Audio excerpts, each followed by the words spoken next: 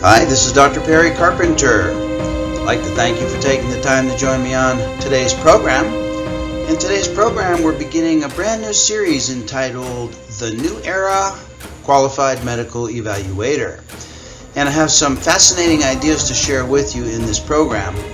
And I want to let you know that this program is a program of great hope for the future for the Qualified Medical Evaluator and for the QME program as currently being administered by the Division of Workers' Compensation. And what I want to share with you today is going to absolutely blow your mind. And the reason I say that is because you're going to be quite surprised and shocked at the amount of information and data that the Division of Workers' Compensation has collected about you and about me as qualified medical evaluators. Up to now, the Division of Workers' Compensation has had the capacity to collect and review data regarding more aspects of your qualified medical evaluation than you can even imagine. The only drawback or the only limitation to the use of this data that the DWC has encountered is that the DWC has been somewhat hamstrung by a lack of algorithms with which to analyze large volumes of data, both from the Division of Workers' Compensation and also from the Disability Evaluation Unit. So in today's program, I want to share with you some information from three references. I want to talk to you about the very recent State Auditor's Report dated November 2019. I want to share with you some information from the California Workers' Compensation Institute Research Update dated February 2018. And then also I want to share some information with you from a recent Cheeswick report dated 10/17. And the purpose of sharing this information with you is to let you know some of the trends that are taking place in the qualified medical evaluation so that you can use that information. You can use the data, you can use the statistics that have so far been accumulated to further improve yourself as a qualified medical evaluator and to further expand your practice in qualified medical evaluations. And number two, so that you can use the data to help keep yourself out of trouble with the Division of Workers' Compensation, as it seems more and more and more qualified medical evaluators are having to tangle and tackle the Division of Workers' Compensation as their business methods and their shabby report writing practices become exposed down at the Division of Workers' Compensation. So what I want to share with you in this program is that the future looks very bright for the sincere qualified medical evaluator whose intent and who has the intention of doing a good job. It's the qualified medical evaluators that do not have sincere intentions that are coming into trouble with the Division of Workers' Compensation, whereas good qualified medical evaluators who adhere to the QME regulations, who adhere to the principles espoused in the AMA guides, who adhere to principles described in the 2016 Physicians Guides, the qualified medical evaluators who are doing a quote-unquote good job, don't have to fear scrutiny by the Division of Workers' Compensation. And doctors who are not doing such a good job, those are the doctors that the Division of Workers' Compensation is going to be targeting as they ramp up their enforcement procedures and practices over certainly the next 90 days and thereafter. And I want to share with you the source of these new enforcement actions based upon findings of these three reports. So before we get into today's discussion, I just want to reiterate that my purpose in sharing these statistics with you and these new findings with you is to provide you great hope for your future as a qualified medical evaluator if you will just commit yourself to continuous learning and continuous pursuit of excellence as a qualified medical evaluator. If you retain these as your goals, you have no reason to concern. You'll have no cause for concern for your future as a well-respected and profitable Qualified Medical Evaluator. Okay? So with that as our introduction, let's begin today's discussion with some of the recent findings from the state auditor's November 2019 audit of the Division of Workers' Compensation. Okay, so what I want to do now is I want to share with you some information from the very recent, as of the date of this recording, the 2019 State Auditor's Report regarding a very recent audit of the practices of the Division of Workers' Compensation. And by now, perhaps many of you have already received a copy of this report. And I want to dissect this report with you with a fine-tooth comb and go over the aspects of the report that have to relate to us as qualified medical evaluators. And I want to provide some perspective as to how these findings portend the future and how they portend a bright future for the sincere and well-intentioned and motivated qualified medical evaluator. So let's begin by reviewing just briefly an overview of the three main issues that were raised by the state auditor during the most recent audit of the Division of Workers' Compensation. So the first issue that the state auditor raised regarding the DWC is that the DWC has failed to ensure that it has enough qualified medical evaluators to keep up with demand.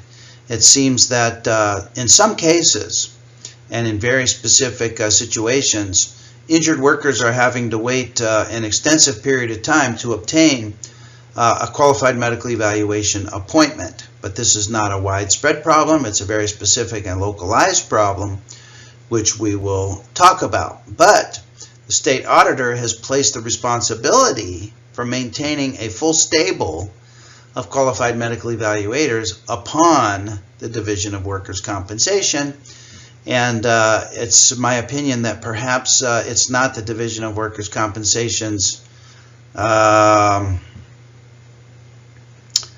responsibility to attract and recruit qualified medical evaluators, but I'll comment more on that in just a few moments.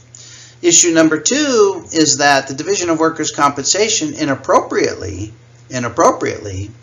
used its reappointment process to discipline certain QMEs who were alleged to have committed overbilling violations. So in this particular issue, you're probably well aware that recently many qualified medical evaluators have had their renewal status as a qualified medical evaluator denied based upon investigations that have revealed overbilling practices by certain QMEs. And the state auditor describes their use of the reappointment process as inappropriate. Now, the state auditor does not use the word illegal, does not use the word unethical. It uses the word inappropriate. And I'll have some words to say about that in just a few moments. But I think history and retrospect will reveal that the Division of Workers' Compensation legally, if perhaps inappropriately, but legally, found a way to eradicate the so-called bad qualified medical evaluators who were indeed guilty of overbilling violations. And I want to share with you in just a few moments a couple of examples of actual reports and actual overbilling examples from qualified medical evaluators who were disciplined as a result of these allegations. And you're going to find that indeed these allegations were true and that these qualified medical evaluators were successfully eliminated from the system. And I think you're going to agree with me that we don't really need in the system qualified medical evaluators who are not adhering to the letter of the law of CCR 9795 when it comes to billing for our medical legal reports. So we'll talk more about that in just a couple minutes as well.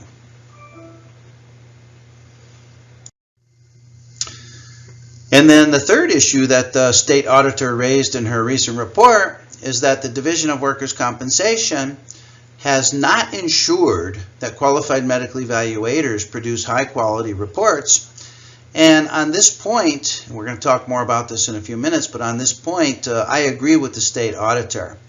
And the reason I agree with the state auditor is that I have the opportunity daily to review reports from qualified medical evaluators of all specialties throughout the state of California. And I can tell you that most reports are lacking in adherence to the labor codes and codes of regulation that govern the QME process, that govern the QME face-to-face evaluation, and the reports are failing to comply with codes and regulations that govern the production and the submission, the timeline submission of qualified medical evaluation reports. Most reports are average to poor. It's very rare that I come across a report, and I came across a recent report that was excellent, but it's very rare to come across a qualified medical evaluation report that demonstrates to the reader of the report the qualified medical evaluator's compliance with codes, regulations, procedures, practices that are well known to qualified medical evaluators. And so indeed, the Division of Workers' Compensation, up to now, despite all the data that they can collect about us and about our reports, they failed to enforce discipline upon qualified medical evaluators who produce substandard or inferior reports. And I agree with the division, with the state auditor, that something needs to be done to improve the content and quality of reports, because according to the state auditor, by not fulfilling these responsibilities, meaning ensuring that there's adequate supply of QMEs, by not inappropriately using the reappointment process, and by not ensuring that QMEs produce high-quality reports, the state auditor accuses the DWC of causing a delay in injured workers' access to benefits, and also for causing an increase in costs for employers or for payers. And indeed, I'm sure that you can see that if the Division of Workers' Compensation does not have adequate QMEs and multiple replacement panels are required in order to obtain finally an appointment for an injured worker, that delay adversely impacts both the injured worker and also adversely impacts the employer.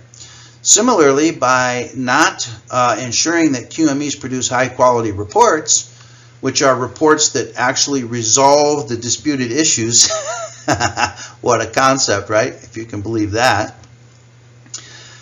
High-quality reports are reports that actually resolve the issues. And when reports are low-quality or inferior or substandard reports, they don't resolve the issues.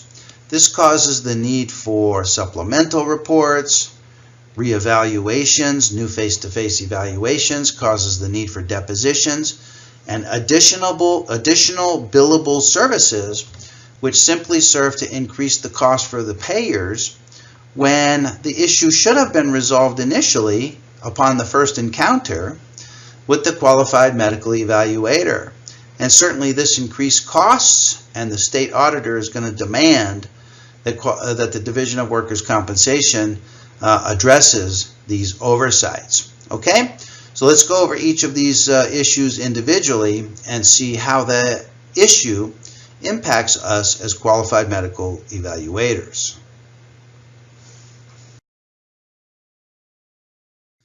Okay, so let's take a look at these issues a little bit more closely, and let's see where this issue takes us as qualified medical evaluator and leads us as qualified medical evaluators into great opportunity for the future. Okay, so issue number one again is that the DWC has failed to ensure that it has enough QMEs to keep up with the demand for QME appointments. And this accusation is based on the statistical finding that the number of QMEs has declined steadily since fiscal year 2013 to 2014, while requests for QME services have risen significantly. Now, specifically, From fiscal year 2013-2014 to now 2017-2018, the number of QMEs dropped by 12%, while the request for QME appointments have increased 37%. So we're seeing the simultaneous decrease in the number of qualified medical evaluators actually performing services and the demand for services increasing. Well, these changes have caused some shortages in some specialties of qualified medical evaluators, particularly with regards to the orthopedic specialties, which appear to be somewhat overwhelmed by the demand for their services.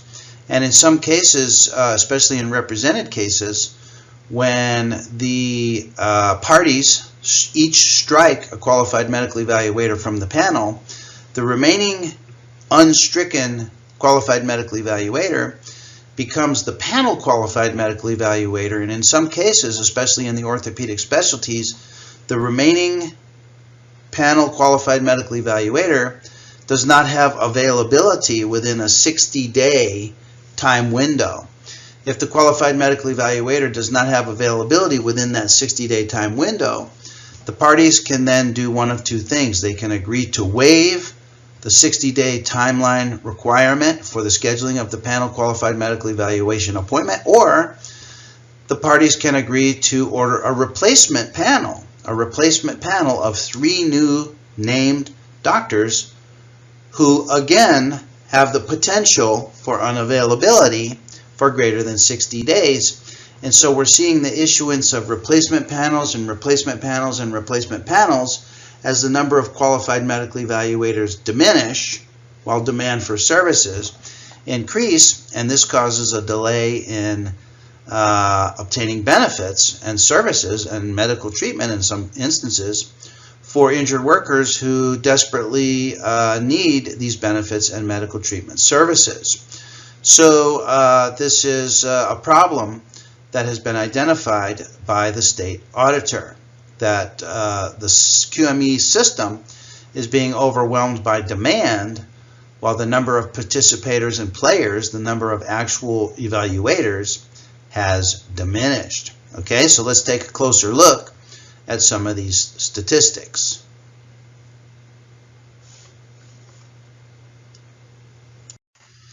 Okay, so we're seeing a decline in the number of qualified medical evaluators simultaneous with an increase in demand for QME services. So let's take a little closer look at this phenomena. Well, according to, this is the California Workers' Compensation Institute study, the number of providers registered as QMEs continues to decline. It's declined about 17% since 2007. But it's declining at a less rapid pace than it did even prior to 2007. So this decline in qualified medical evaluators is not a new phenomenon. The decline in qualified medical evaluators goes back beyond a decade, beyond the state auditor's report. Well, the number of requests for QME panels has increased rapidly. It has increased 87% since 2007. Now, this represents a great opportunity for sincere and motivated qualified medical evaluators, because clearly the statistics tell us that there's going to be fewer and fewer evaluators with an increase in the number of requests for evaluators' services. Perfect. Perfect for the motivated and sincere qualified medical evaluator who intends to comply and comport with all the codes, regulations, and guidelines that are required. This spells a great opportunity for the future for more and more evaluations to be scheduled with you as the qualified medical evaluator. For example, a fascinating phenomena, there's an increase in panels. This increase in panels has occurred even though the number of permanent disability claims has remained relatively constant, where there was 4,481 permanent disability claims in 2007. There was only a small increase to 45,000 in 2014. So if the number of permanent disability claims has not substantially increased, what's driving the demand for more panel qualified medical evaluation appointments. It's interesting, even though the permanent disability claims haven't increased, the demand for QME evaluations has increased dramatically, and there's something driving that increase, and we'll talk about that. Further interesting is that the increase in panels occurred even though QMEs no longer address medical treatment issues. And this explains some of the dramatic decline in qualified medical evaluators that we talked about in the prior slide from fiscal year 2013 to 2014. If you remember, back in 2013, we had the passage of SB 863, and 863 removed the qualified medical evaluator's role in resolving treatment disputes. Treatment disputes now, according to Senate Bill 863, treatment disputes now go through independent medical review, whereas those disputes used to be resolved by qualified medical evaluators. So even though we as qualified medical evaluators are resolving fewer issues than we used to resolve prior to 2013, the demand for panels has increased dramatically, even despite the fact that qualified medical evaluators are being used to resolve fewer and fewer disputed issues. Isn't that fascinating? So there's something driving the increase in panel requests, and this spells a great opportunity for the future for you as a sincere and motivated qualified medical evaluator. Finally, the decline in the number of QMEs and the increase in panel requests, coupled with a continuing increase in the average paid amount for QME reports, contributes to the new finding that the average QME is now earning 240% more from panel reports now than in 2007.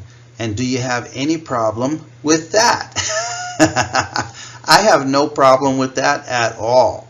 Qualified medical evaluators, the average cost per QME report has increased 240% since 2007, and the cost of qualified medical evaluation reports is going to continue to increase as cases become increasingly complex and as qualified medical evaluators increasingly devote their time, effort, and attention to actually resolving disputed issues with opinions that qualify as substantial medical evidence.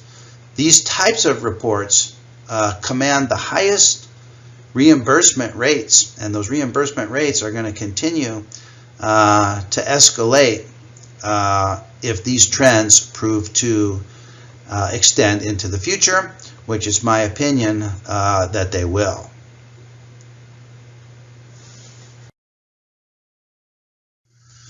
Okay, so what therefore is driving this increase in demand for QME services? What's actually behind the increase in panel requests, up 87% since 2007? Well, all of the increase in panel requests is apparently coming from the represented track, what's referred to as the represented track. Those cases that involved attorneys, the represented injured worker cases. These panel requests are up 400%, despite the elimination of panels for most medical treatment issues, which have been replaced by the independent medical review process. So as we stated in the prior slide, qualified medical evaluators are no longer handling a large bulk of issues for which we used to receive panel requests. Those panel requests have now been eliminated, and yet the total number of panel requests continues to escalate. Now, panel requests for unrepresented cases, for unrepresented injured workers, has declined 55%, and this is driven entirely by a decline in requests from injured workers. And this is something that the state auditor and the Division of Workers' Compensation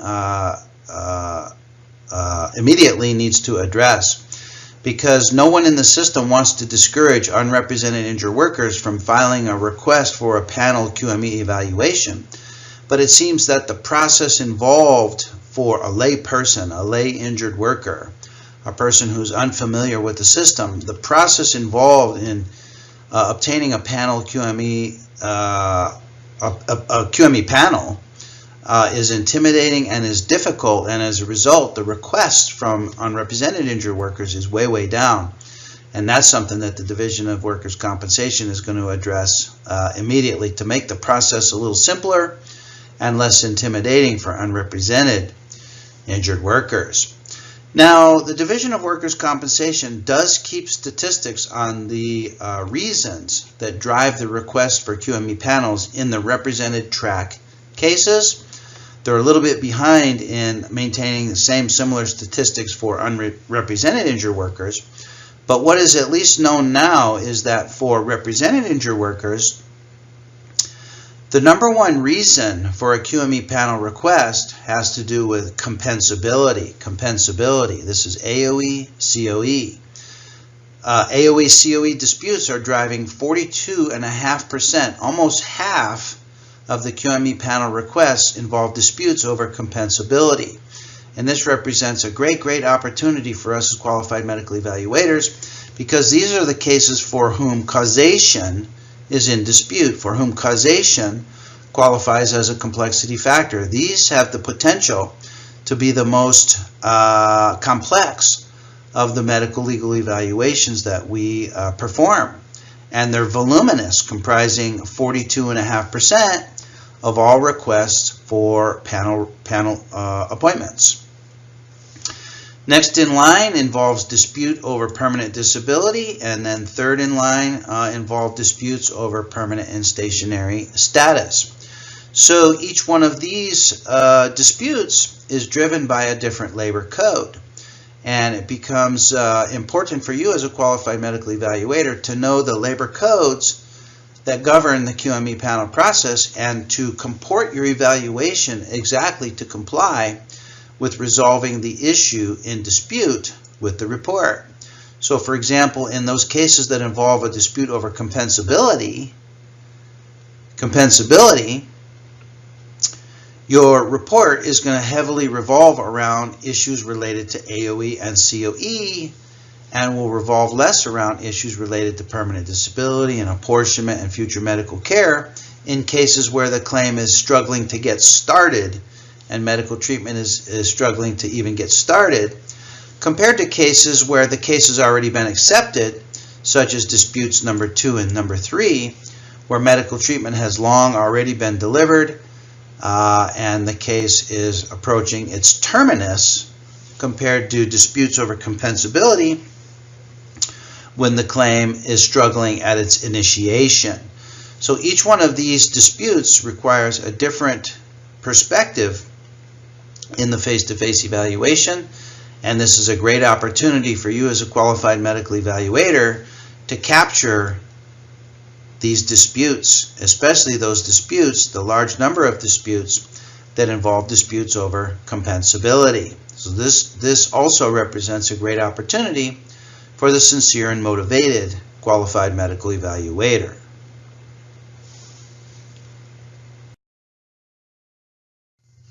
And finally, with regard to the decreasing supply of qualified medical evaluators, the state auditor cites a couple of driving factors to explain the diminution in the population of QMEs.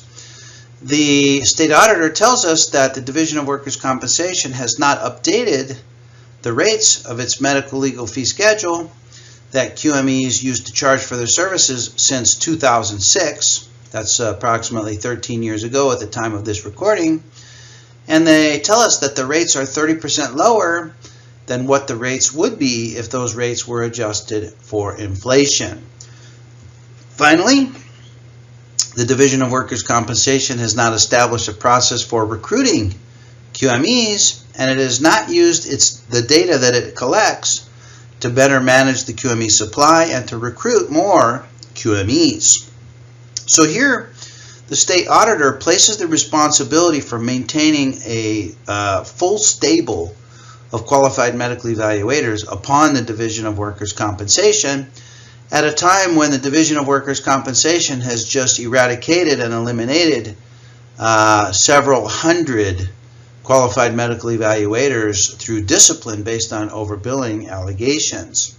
And this is something that the Division of Workers' Compensation, at least according to their response to the state auditor's recommendations, the Division of Workers' Compensation is somewhat struggling with, and they seem to be at a loss as to how to go about recruiting more qualified medical evaluators, especially those qualified medical evaluators in the specialties that are in very high or limited demand, such as the orthopedic specialties. In addition, the Division of Workers' Compensation is going to be addressing the fees and the medical legal fee schedule. And in my opinion, this represents a further great opportunity for us as qualified medical evaluators to be paid higher rates for our services as the Division of Workers' Compensation attempts to attract and recruit more qualified medical evaluators. Okay? So that's issue number one that the state auditor raised with her recent audit. Let's now take a look at issue number two, having to do with discipline of QMEs through inappropriate use of the reappointment process.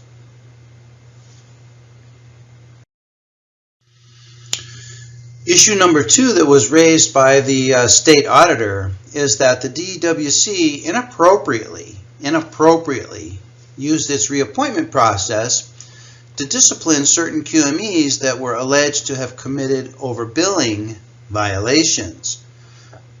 That the DWC denied some reappointments based on alleged overbilling violations, which had the effect of making the QMEs unavailable to perform QME services until the allegations were resolved. Further, the department was slow to schedule hearings that the QMEs requested after it denied their reappointment appeals or did not schedule them at all. Now, this is the state auditor's accusation, and of course the Division of Workers' Compensation has some retort and retaliation to this issue. But what can be stated from the perspective of us as the qualified medical evaluators is that the Division of Workers' Compensation effectively and apparently even legally, if not inappropriately, legally found a way to eradicate the bad apples from the system. These were the bad apple qualified medical evaluators who were overbilling for their services rendered and for services not even rendered. And the Division of Workers' Compensation eliminated these bad apples from the system, and they found a way legally to significantly discourage these qualified medical evaluators or significantly punish these qualified medical evaluators, to discourage these qualified medical evaluators from continuing on as qualified medical evaluators. It seems that these qualified medical evaluators discovered that evaluations of injured workers was not the get-rich-quick scheme that they hoped that it would be. And when their overbilling practices and procedures came under scrutiny and they were disciplined for overbilling practices, they realized that this was not the type of work for them. Now, whatever you may feel about what the Division of Workers' Compensation did and how they did it, and if you were around during this period of time when this was happening, you remember that it was a period of great stress for all of us as qualified medical evaluators. But in my opinion, the eradication of overbilling and unscrupulous qualified medical evaluators was not a bad thing. The Division of Workers' Compensation has an obligation to the public to protect the public and to promote improvements in the QME program, and they did just that with this measure of eliminating overbilling and unscrupulous qualified medical evaluators. And I want to share with you a couple of examples of overbilling procedures that qualified medical evaluators were employing during this period of time. And what I want to share with you is a couple of actual examples of actual reports from actual QMEs who were actually disciplined by the Division of Workers' Compensation.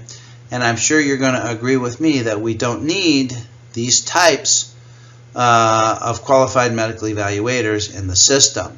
And this is where the great opportunity for you as sincere and motivated qualified medical evaluator, if you can adhere to the proper billing procedures described in CCR 9795, the medical legal fee schedule, with the increase in the number of panel requests that we're going to be seeing, with the population of qualified medical evaluators declining, and the average cost of reimbursement of each and every qualified medical evaluation report continuing to increase, especially if we attain a 30% pay increase, can you see the tremendous opportunity in qualified medical evaluations in the future simply by doing a good job as a qualified medical evaluator? In other words, you don't need to cheat.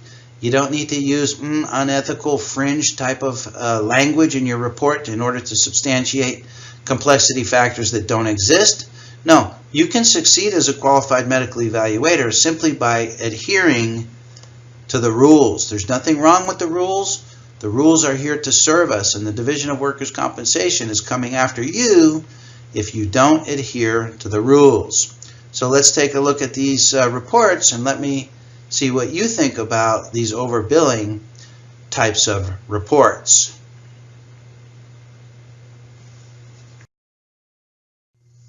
Okay, so here's a synopsis of one report I want to share with you, and I'll show you some excerpts from the actual report in just a minute. But just to summarize this report, here we have an example where a qualified medical evaluator was investigated for allegations of overbilling. And qualified medical evaluator billed his report at the ML 104 level, the most complex of the ML codes.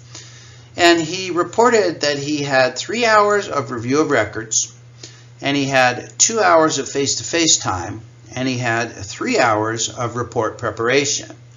Now, of all these hours, this totals 8 hours. Of these hours, only the hours devoted to review of records and devoted to face-to-face contribute to complexity factors.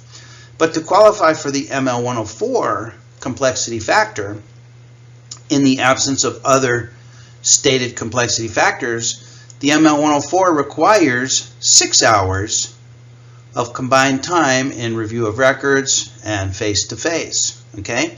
This qualified medical evaluator is documenting only 5 hours.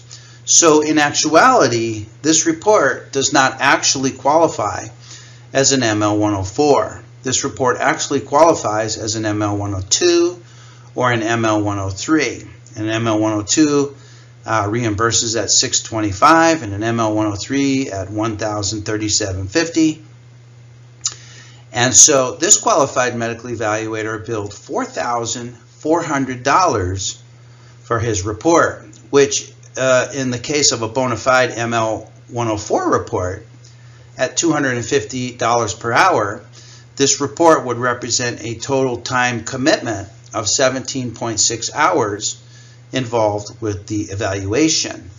Well, 17.6 is about double, double what the qualified medical evaluator documented here in his 8 hours. So this qualified medical evaluator, who did not qualify as an ML 104, escalated his report first to the ML 104 level, and then further from the ML 104 level, more than doubled his billing rate from $250 per hour to greater than $550 per hour. And this is the type of the report that at the time incensed and angered the Division of Workers' Compensation. And guess what? I get it. I would be incensed and angered by this as well, because here we have a qualified medical evaluator who is apparently attempting to write his own rules and attempting to write his own check for reimbursement for his QME services. And this is the type of qualified medical evaluator that the Division of Workers' Compensation went after. Okay? So let's look at some excerpts from the report.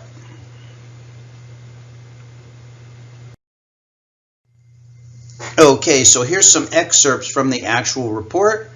And this is what the claims administrator was confronted when reviewing this Qualified Medical Evaluators report and in determining what would be the appropriate reimbursement rate for this particular evaluation. So the Qualified Medical Evaluator told us that there was 3 hours spent in review of records, 2 hours were spent with the patient, and 3 hours in preparation of the report. He tells us that he addressed the issues of causation and apportionment with multiple injuries to her neck and low back, which are documented in this report, and this report will be billed as an ML104.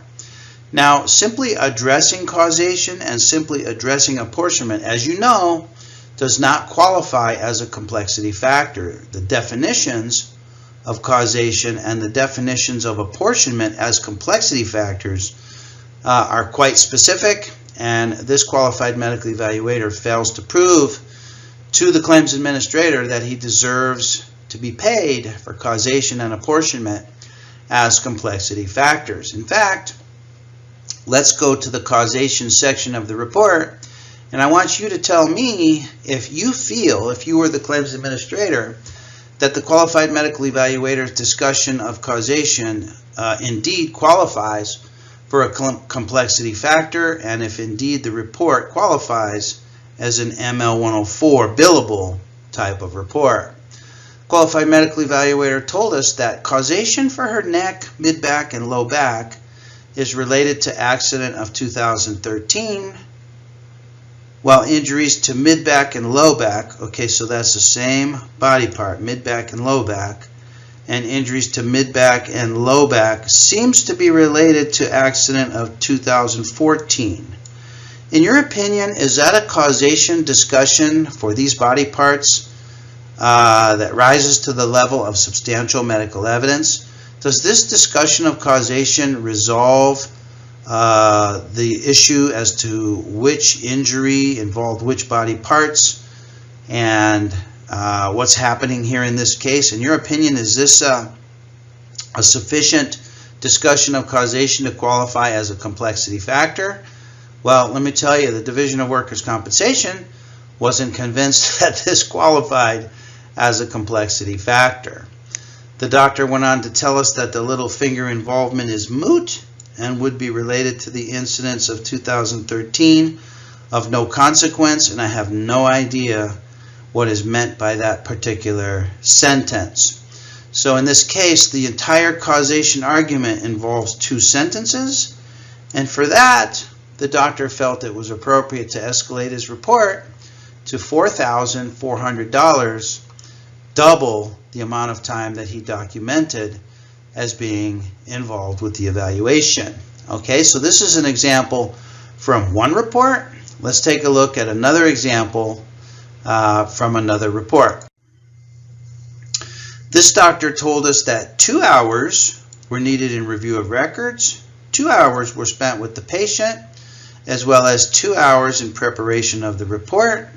He said, I did address issues of causation. This will be reported as an ML104. But of course, the doctor's 2 hours and 2 hours, 2 hours for review of records, 2 hours face-to-face, only total 4 hours. And as we know, 6 hours are required to qualify for the ML104. So the doctor artificially escalated his report to the ML104. And his discussion of causation is as follows. Causation is work-related. It is not only work-related for her neck, but for both shoulders. She does have some tenosynovitis along the forearm on the right side, which can be observed at this point. And this is not a causation discussion. Causation is work-related, is not an opinion that qualifies as a substantial opinion. I don't know what the doctor's trying to say about the tenosynovitis because it can be observed at this point. Is this industrial? Is this non-industrial? And for this report, the doctor billed $3,300, again billing $550 per hour. And this report came across the desk of the Division of Workers' Compensation because the claims administrator reported this particular Qualified Medical Evaluator. So this is a qualified medical evaluator who was subject to discipline for allegations of overbilling. Well, what's amazing is that the Division of Workers' Compensation maintains statistics on doctors who are undergoing discipline. So let's see what is currently known about the profile of a qualified medical evaluator who has been disciplined by the DWC. Okay, so what is known about doctors, qualified medical evaluators who are under discipline by the Division of Workers' Compensation is as follows. And this comes from the recent 2017 study from Cheeswick, 2000, very recent study. They tell us that considering only the doctors that have been suspended under Labor Code 139.21, 4615, or CCR 41, having to do with specified financial interest, regarding lien claimants, and regarding the ethical requirements of qualified medical evaluators. In other words, we're considering only that small group. We're not considering doctors who have been suspended or restricted due to overbilling allegations. These are just doctors restricted under these three codes. These doctors represent a small minority of QMEs, only about 1.6% of all QMEs. These QMEs are assigned to a minority of overall panels. Only 4.6% of all panels contain one of these doctors on the 3-member doctor panel. However, there's a high concentration of suspended or restricted qualified medical evaluators in the pain specialty qualified medical evaluators, such as PAP, MAA, MPP, MPA, even PM&R, physical medicine and rehab, and internal medicine hematology panels contain a high percentage of suspended or restricted doctors on the 3-member panels that are issued. I think the statistic is that for the pain specialties combined, 40 to 50% of all panels that are generated contain one of the restricted doctors on that particular panel. So there's a high concentration of suspended or restricted QMEs in the pain specialties, and the Division of Workers' Compensation plans on addressing this with educational programs directed at these specialties of evaluators. Now here's what's interesting. What's interesting is, and you may not know this, is that the Disability Evaluation Unit maintains statistics about us and our reports. The Disability Evaluation Unit reports these statistics to the Division of Workers' Compensation. And it's now known through this statistical analysis that when considering qualified medical evaluators who are restricted or suspended, they, as a group and on average, those qualified medical evaluators provide more generous permanent impairment ratings. They have more frequent Alvarez-Guzman ratings, which have the effect of doubling and tripling and quadrupling the permanent impairment ratings. And they, as a group, on average, have less frequent use of apportionment. In other words, these are the qualified medical evaluators that we would refer to in the system as liberal or applicant-oriented qualified medical evaluators. So it appears that the system punishes and disciplines qualified medical evaluators who are more liberal, on the liberal end of the spectrum. These qualified medical evaluators, on average, are more liberal. And even though I have no basis for stating this, it's my opinion that probably what happens, it's my suspicion that probably what happens is when the claims administrator receives a report that's just egregiously liberal, and I've reported on some egregiously liberal reports in other programs. When the claims administrator receives a report that's egregiously liberal, it angers them. It angers them, much as it would anger you or I, to see the qualified medical evaluator trying to liberally orchestrate affairs for the examinee and perhaps to orchestrate affairs for the applicant attorney. This angers the claims administrator, and these are the types of reports that the claims administrator submits to the Division of Workers' Compensation for investigation. So what's clear is that the system punishes the liberal qualified medical evaluators, the outliers, the qualified medical evaluators on the outside of the bell-shaped curve, on the liberal side of the bell-shaped curve. So that represents a tremendous opportunity for you as a qualified medical evaluator to bring your opinions and conclusions more towards a less biased, a less liberally biased type of position in order to protect your qualified medical evaluation report from investigation by the Division of Workers' Compensation. And then finally, issue number 3 raised by the state auditor, and here's where we have another tremendous opportunity for the future. As a group of qualified medical evaluators, the state auditor is concerned that the DWC has not ensured that QMEs produce high quality reports. Now, let me ask you, what do you think would qualify as a high quality report? A high quality report is a report that is served timely, okay, within the 30-day timeline as required. Number 2, a high quality report is a report that resolves the disputed issues.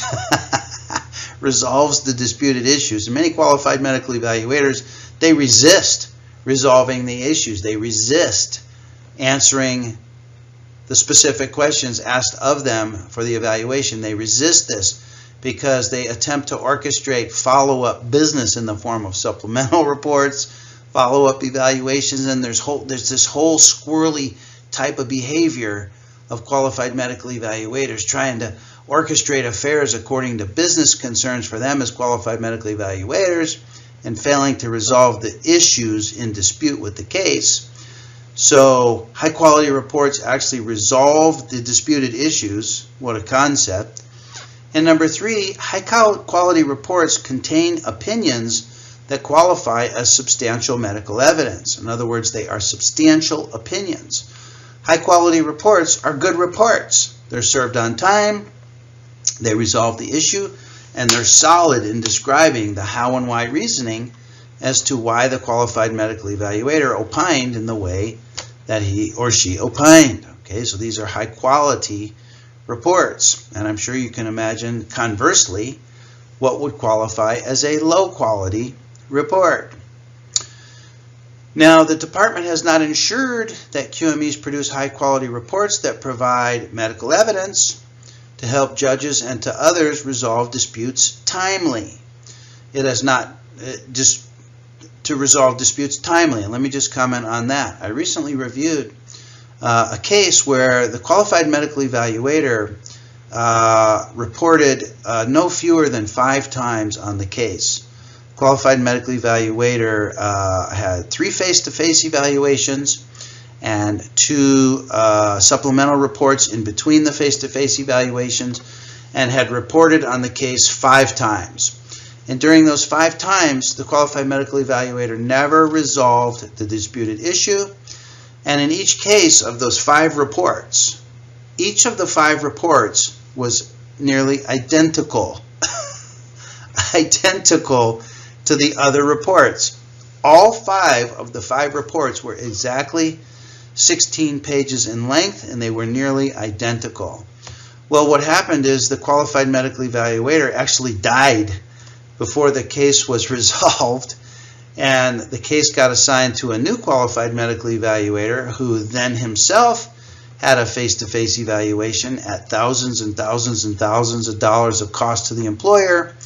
And because the first qualified medical evaluator did not resolve the disputed issues, the case just went on forever and ever and ever, causing delay after delay and increased cost after increased cost. And this is what the state auditor is raising as a major issue. Further, the Division of Workers' Compensation has not tracked when judges rejected reports that failed to meet standards such as accuracy or completion. Now, you may not know this, but the judges, the workers' compensation judges, have the authority to dismiss or reject your report if your report is insufficient. And if the judges accumulate 5 such reports, your credential as a qualified medical evaluator is going to come under challenge by the Division of Workers' Compensation.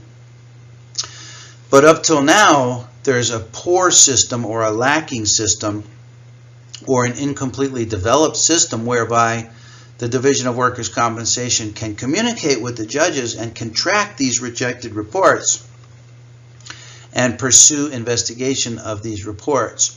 So this is something that the Division of Workers' Compensation is being demanded to develop and demanded to shore up based on the state auditor's report. And so because of this neglect in policing QME reports, the state auditor is accusing the Division of Workers' Compensation of causing a delay in the resolution of dispute, and I agree with that, and in the workers' receipt of benefits, and the delays can also increase costs for employers and payers that are involved in the disputes, and I agree with this 100%. I have no problem whatsoever with this finding of the state auditor.